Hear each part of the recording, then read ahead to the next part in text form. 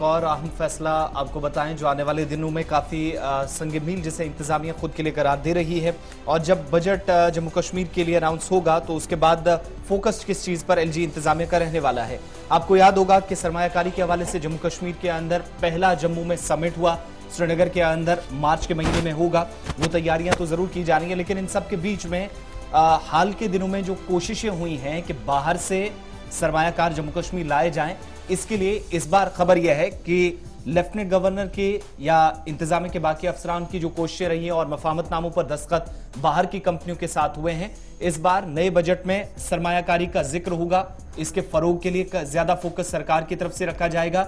और इतना ही नहीं, पहले कुछ कंपनियों के साथ मफाहमतनामों पर दस्तखत हुए, लेकिन आईटी कंपनियां भी कुछ जम्मू कश्मीर के अंदर इन्वेस्टमेंट के लिए इस बार तैयार हुई हैं, जो लेफ्टिनेंट गवर्नर इंतजामिया मानती है। और इस नए साल में यानी 2022 में तकरीबन मिड अप्रैल तक ये तमाम कोशिशें जो है वो इंतजामिया के बकौल रंग लाएंगी। और वो तमाम लोग जो जम्मू कश्मीर आने के लिए जिनको यकीन दिलाया गया है, चाहे वो दुबई के अंदर हो, यूएई के बाकी हिस्सों में हो या दिल्ली और मुंबई जैसे शहरों में, लेफ्टिनेंट गवर्नर ने जब सरमायाकारों से मुलाकात की तो उनकी यकीन दहानी के बाद उनका मानना है कि जो 60,000 करोड़ रुपए का सरकार की तरफ से एक अंदाजे के मुताबिक इतनी सरमायाकारी इस नए साल के दौरान होनी थी दिसंबर के एंड तक, उसके मुताबिक इंतजामिया फिलहाल उस टारगेट को टच करेगी। और इस बार बजट में भी खास तौर से जम्मू कश्मीर में सरमायाकारी का जिक्र किया जाए। इसमें बड़ी दिलचस्प बात यह है कि सरमायाकारी जब हम बात करते हैं तो दो तरह की सरमायाकारी होती है। एक सरमायाकारी जो मुल्क के अंदर होती है, यानी हमारे मुल्क के बड़े बड़े नामी गिरामी बिजनेस हाउसेज आते हैं, वो सरमायाकारी करते हैं, जिसमें हमने पिछले दिनों देखा मेदांता और कुछ डाबर और कुछ और लोग आए,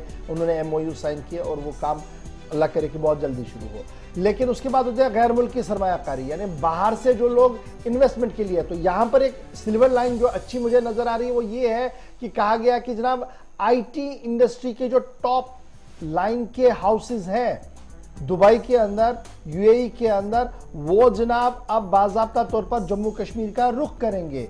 और अप्रैल के वस्त में उनके टॉप डेलीगेशंस जम्मू कश्मीर आएंगे, हालात का जायजा लेंगे, उन इलाकों की ओर जाएंगे जहां पर सरकार चाहती है कि उनके दफ्तर वहां पर बने और सरमायाकारी हो।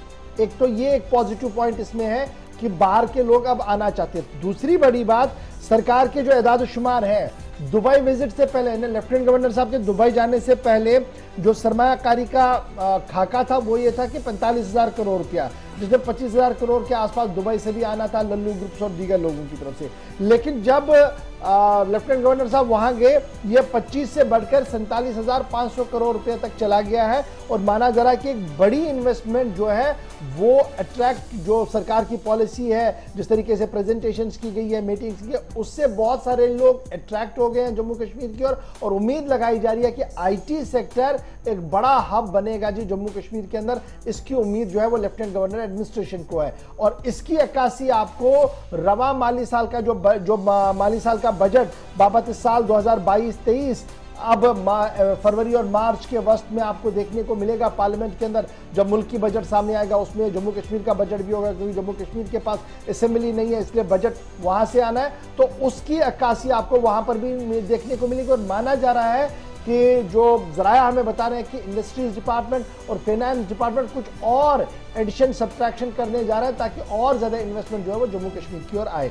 सरकारी आदादशुमार ये है। लेकिन इंडस्ट्री के जाविये से अब आप बात सुन लीजिएगा, बड़ी दिलचस्प बात यह है। सरकार के दावे अपनी जगह, इंडस्ट्रीज का मानना है कि जनाब ये तो अच्छी बात है कि सरमायाकारी हो, बड़े लोग आए सरमायाकारी करें, लेकिन उन सरमायाकारों का क्या जिन्होंने पहले ही अपना वक्त, अपना पैसा और अपना सरमाया यहां पर लगाया है, उनकी ओर सरकार की तवज्जो बिल्कुल भी नहीं है। यानी जो एग्जिस्टिंग यूनिट्स हैं उन्हें फाल, मुतहरिक और बेहतर कैसे बनाया जाए, अभी तक सरकार कोई जामिया मुनज़्ज़म पॉलिसी लेकर नहीं आई है, जिसकी वजह से तज़ब्ज़ुब बढ़ रहा है उन मकामी सरमायाकारों का, उन मकामी ताजरों का जो इस वक्त तिजारत के लिए मैदान के अंदर है, नामासाइद हालात के बावजूद भी। तो ये दोनों चीजें जी लाजमी मलजूम थी, दोनों बातें बताना कि सरकार क्या कुछ करने जा रही है, अप्रैल के वस्त में क्या कुछ होने जा रहा है, किस तरीके से सरमायाकारी की तैयारी में लगी है। लेकिन ये सब तब होगा जब कोरोना की तीसरी वेव, जो जनवरी में तो शुरू हो गई है, फरवरी तक माना जा रहा है कि इसका अख्तिताम होगा,